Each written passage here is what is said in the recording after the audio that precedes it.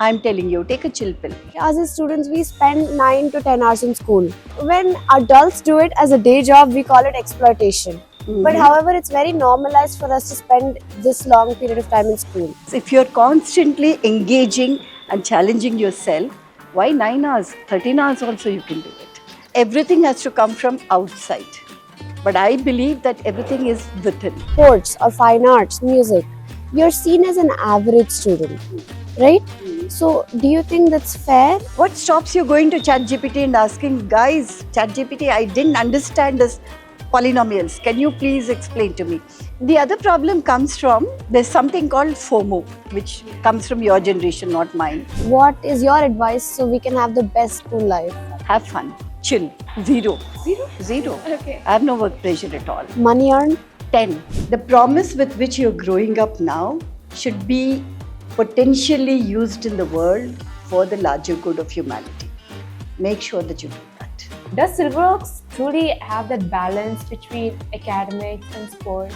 Yes, I think we have, but I always exempt them. I'm okay, let them come back. Do you think we should reduce the exams and put only 2 exams a year? Ma'am, if you're viewing exams as practices for students, why is a student thoroughly judged on their exam? Perception about examination should change. In India, I think everything is so beautifully woven around you, the social fabric, that mental health should not be an issue in our country at all.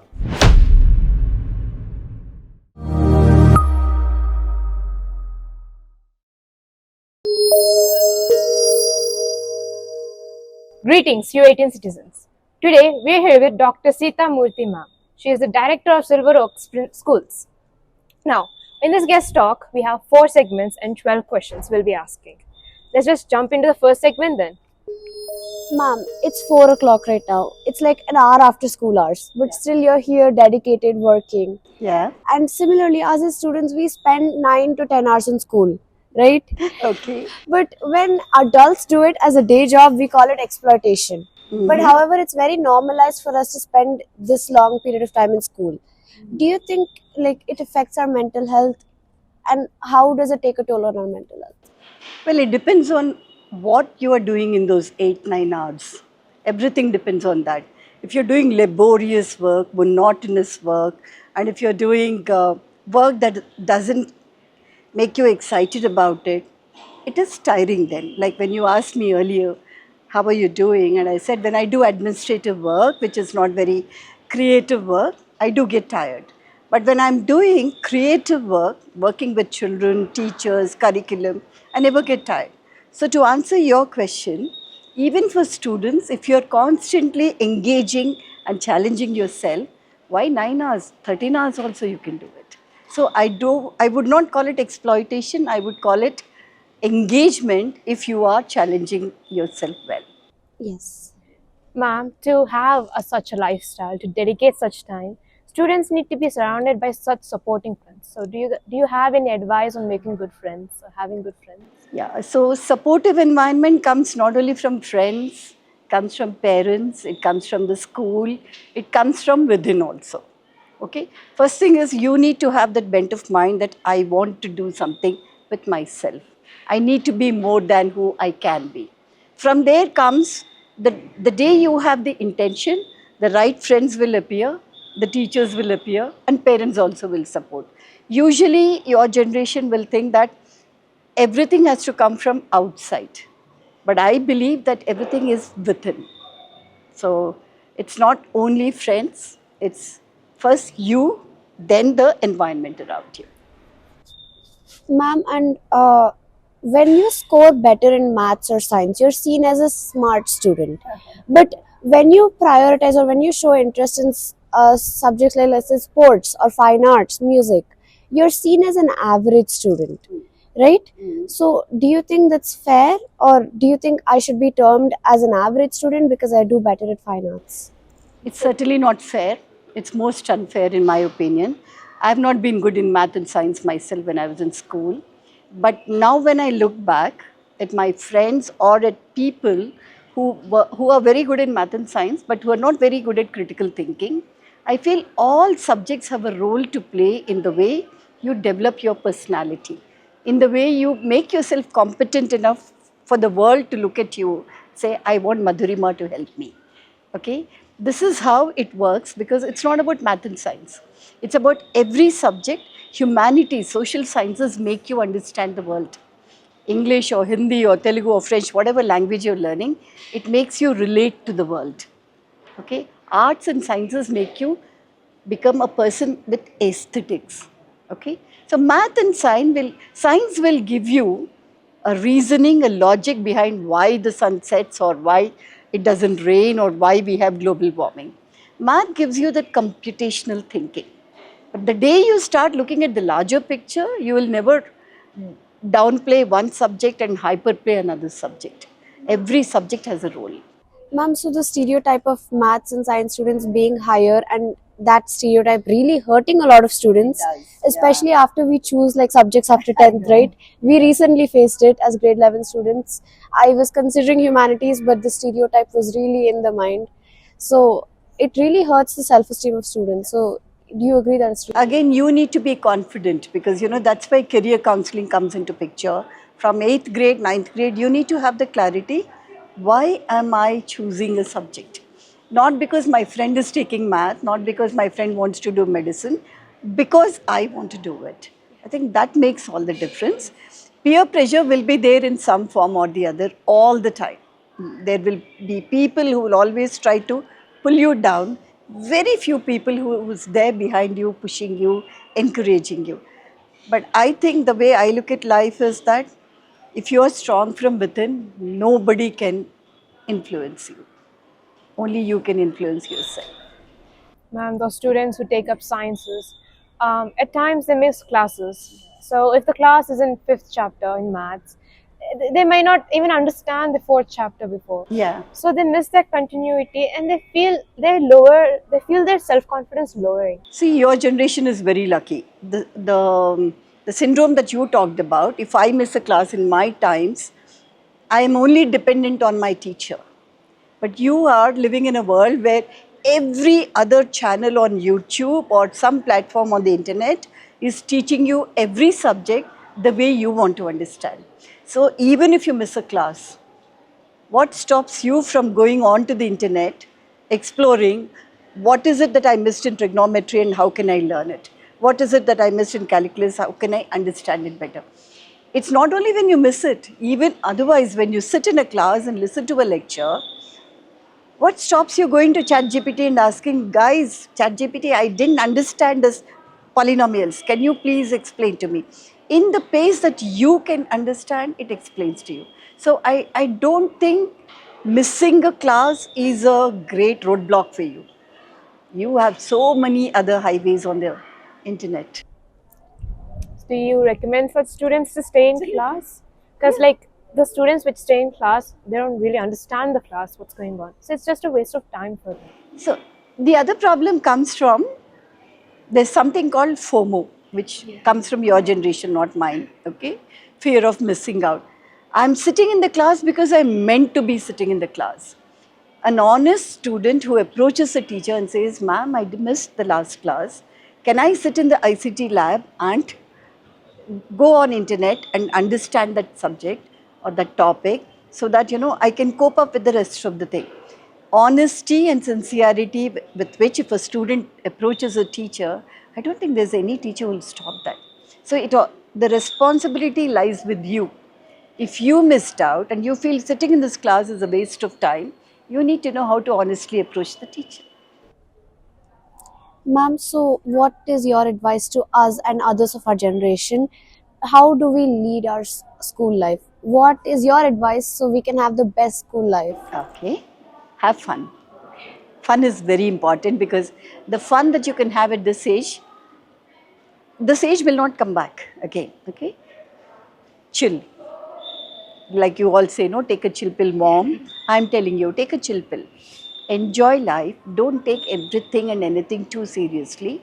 I have observed that with your generation, you take things which are not at all important in your life as very serious things.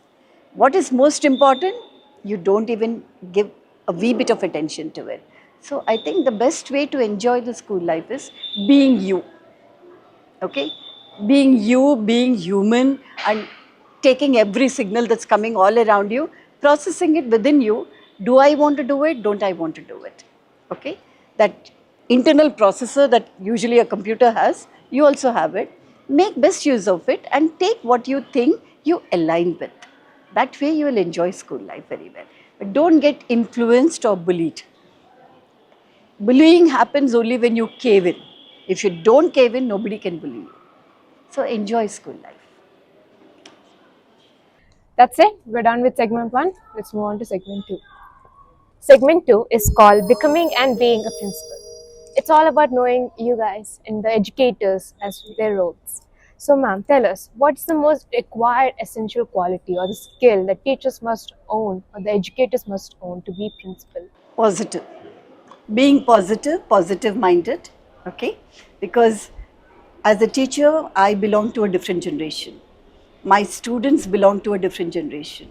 I need to understand the gap between the world I know and the world they know. And I need to accept many things which were not acceptable to me when I was growing up, or to my parents when I was growing up. So a teacher has to most importantly be positive. From there comes another set of skills, of course, but this is a first and foremost thing. Ma'am, what keeps you busy in a day? You said you had a hectic day today. Yeah. Apart from scolding the students, what keeps you busy? I never scold students at all. I talk to them. So what keeps me busy on a lovely day, usually most of the days I'm very happy. Only when I do monotonous work, I'm not too happy about it. So I talk to children. That's when I understand what are they learning, what are they not learning. I understand all that. From there, I talk to the teachers. What are their challenges? How can I help them? So I'm always looking at opportunity to understand and make sure that whatever role I'm playing as a director of education or as a principal of this campus, how will I help the teachers and the students to make the best of their time when they come to school? That keeps me busy. Ma'am, for a student who is aspiring to be a director or a principal in the education field, not only those values and morals they have are important, but also the fact about the salary, the bonuses, the job security is Yeah, also important. yeah. So, can you share us the benefits you get from your job or your salary or Sure. bonus? So I'll tell you, when I started my teaching career, and even now, a few years after that, the salaries were not very great. Okay, but teaching profession is called very noble profession, like the medical profession. Okay, it's so soul satisfying that no salary can make you feel good or bad. It is a stars in the eyes of the students when you engage with them. That makes you feel very rewarded. But for your generation to take up teaching, I must tell you, you have the greatest advantage because you can start, your starting salary could be much, much beyond those who take math and science. Okay, I'm telling you that because I know when I'm looking for good quality teachers and I'm not finding them, and I know all my good students are looking at BTech and this and that, all the courses where there are millions of students who are doing that. There are few students who are taking up humanities and taking up teaching as a profession. I think it will be a very financially rewarding career if you choose it. The world is ready for good teachers, and the schools are looking for good teachers to pay them well also. Okay. Ma'am, let's move on to the rapid fire. So 1 being least likely, 10 being highest. Okay. Let's rate your work pressure. Come again. One being. 1 being least, 10 is highest. So if you rate like 1 is like no work pressure at all. Okay. 10 is like high. Okay. So what's your first question? Work pressure. Zero. Zero? Zero. Okay. I have no work pressure at all. Family time.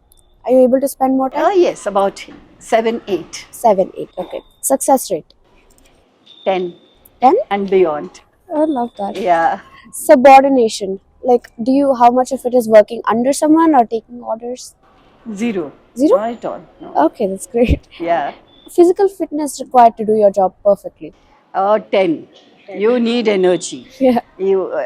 Because you need to walk yourself into every corridor, every classroom, stand with the students, talk to them. You need to be physically fit. As she asked, money earned? 10. 10? 10, absolutely. Love that. Yeah. Respect in society, as you said, noble profession. Well beyond 10. That's Yeah. great. Ma'am, while being in this head role, there are situations where you control both students and teachers. And being honest, let's say both sides got into a little bit of a situation, a quarrel. Which side will you support more?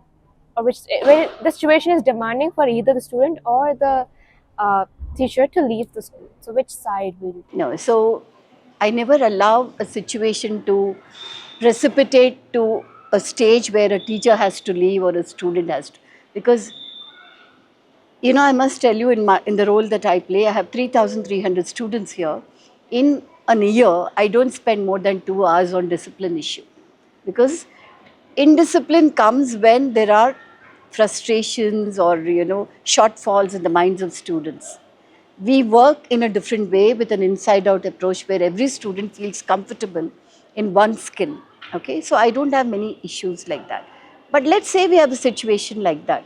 I make them sit with me and explain, and I believe in this habit called seek first to understand and then to be understood. I want to understand them. What led to this entire volcanic situation? And I'll help them talk to each other so that they will resolve the situation and not me. So, no, we don't allow anything to precipitate to where it erupts into a volcano. No, we don't do that. Ma'am, so we moved on to segment 3.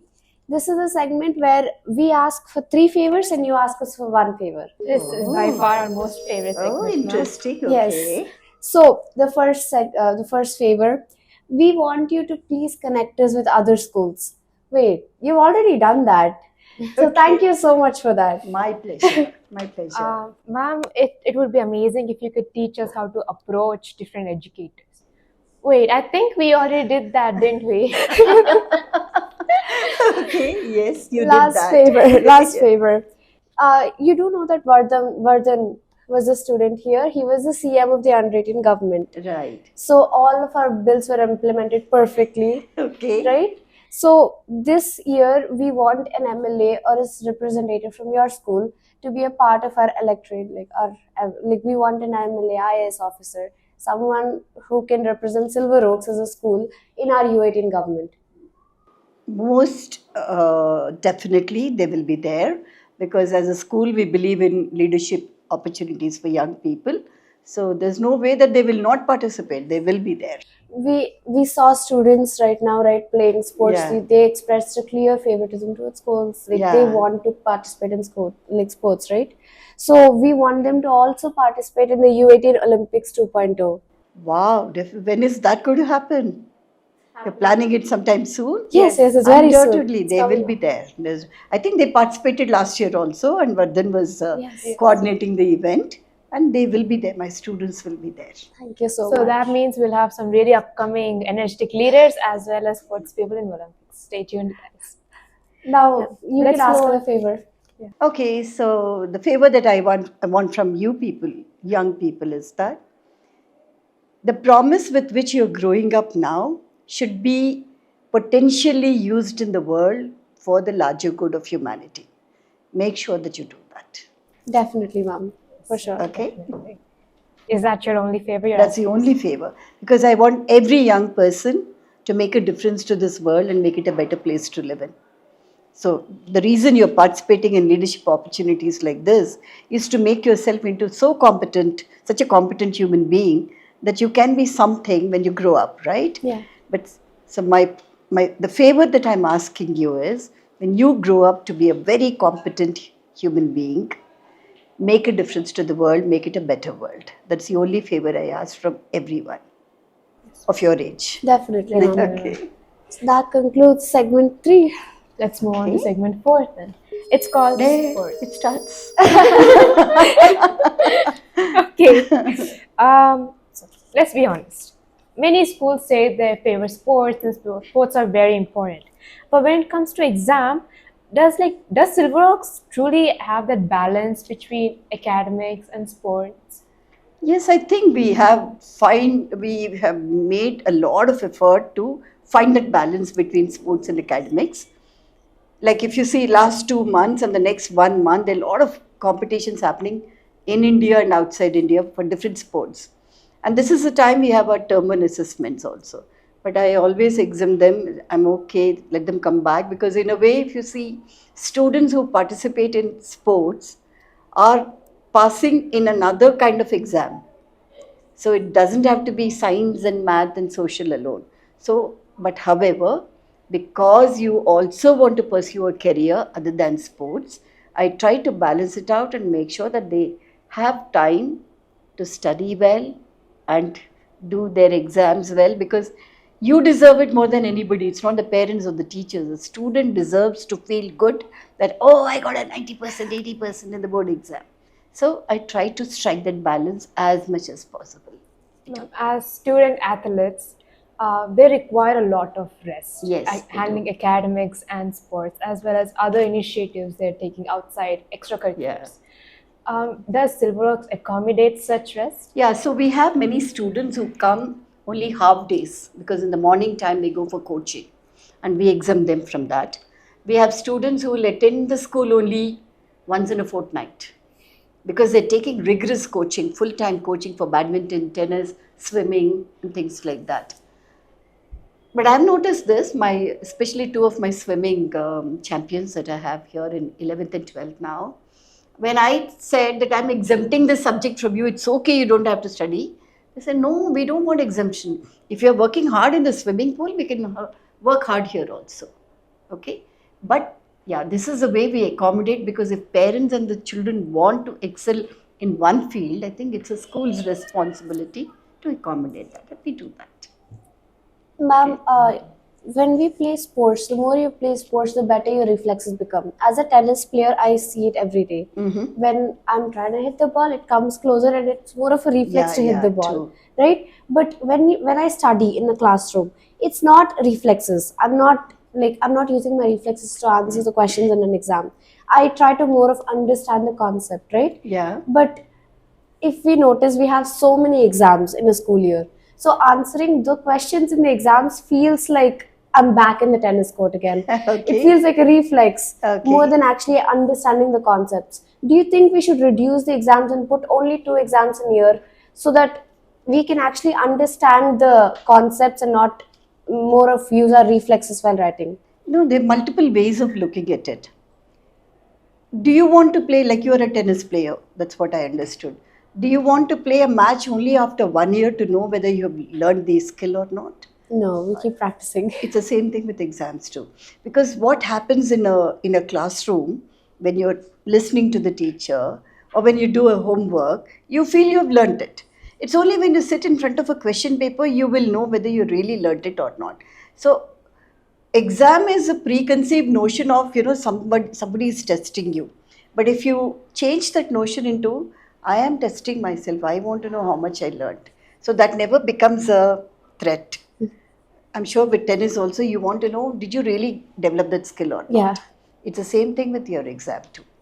Ma'am, if you're viewing exams as practices for the students, Yeah. why is a student thoroughly judged on their exam? Well, that's a larger question. It's a systemic thing. Because in every country in the world developed a certain system to evaluate a student, because the employment sector wants to know, does the student know these things or not, for us to take them into our realms. Okay, so it's a systemic thing. You can't possibly change it. I think in the next 25 years there could be some change, but at the end of it there will be assessments, there will be evaluation, there will be examination, not only at 10th and 12th grade level or a university level, even when you join the workforce, it will be there in a different form. So I think the notion or the perception about examination should change. Yeah. It's always about, I'm testing myself, I want to know where do I stand. If you look at it like that, it'll never bother you. People will judge you, by the way. Yes. Everybody will. You will judge yourself. No, I'm not good, I'm not able to do well. You'll judge yourself, right? So don't worry about somebody judging you against a benchmark of 100. Tell yourself, I could come till 80 Why can't I go till 90, 95, 98? It's all within me. It's not because the teacher or the board is expecting it. It's because you want to do it. You want to play tennis well, right? It's the same thing. You want to do math well, right? Ma'am, but going back to segment one, we talked about the mental health of students, right? Right. Yeah. So having so many exams and having so much family expectations, and it puts a toll on the mental health. We do understand that it is practice, but as you said, we need to change the system. Yeah. So how do you think we can accommodate mental health into this? So there are two things. How do you change the system? I don't think we can change the system. We need to learn how to understand the system and respect it. Mental health is one thing. Personally speaking, in India, we have such a beautiful family system, okay, that we really need not worry that if I have something, I'd like to share it with my mother, my sister, my brother, my uncle, my aunt, the multiple people that I can share with. This mental health issue is more in the Western world, where family system is not as robust as we have it in our country. So they don't have people to share their feelings with. So they need a counselor. And from there, the whole gamut begins of, I'm feeling depressed, I'm feeling this, I'm feeling that. If you feel depressed, play tennis. Okay, go for swimming, watch a movie. But you don't have to allow that feeling to build up and coil up within you that you feel a compelling need to visit a counselor.